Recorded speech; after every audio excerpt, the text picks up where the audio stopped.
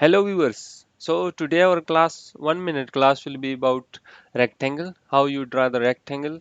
So for to draw the rectangle, you have to go to the draw toolbar to select the rectangle from there, or simply you can press REC for a shortcut of rectangle command. When you type the rectangle command REC, just press enter. When you press enter, you are asked to specify a corner point, or before specifying a corner point you can select the chamfer for your rectangle corners, the elevation of the corner, the fillet of the corners for the fillet of the corners of the rectangle, the elevation of the rectangle, the thickness for the rectangle lines, and the width of the rectangle lines.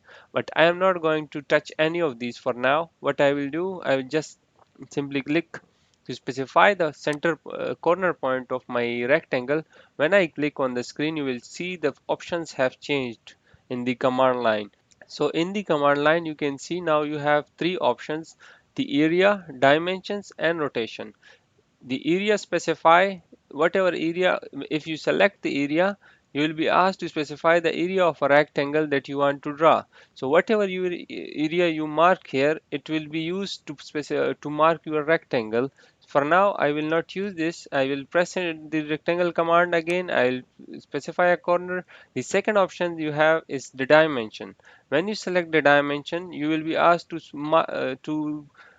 specify the length for the rectangle and the width of the rectangle. For the length of the rectangle, I will just mark 50. I will press enter. I will be asked to specify the width of the rectangle. I will mark 25 and enter. Then for the other corner of the rectangle, when I click here, if you see, it's a very small rectangle that is being created because the dimensions were small.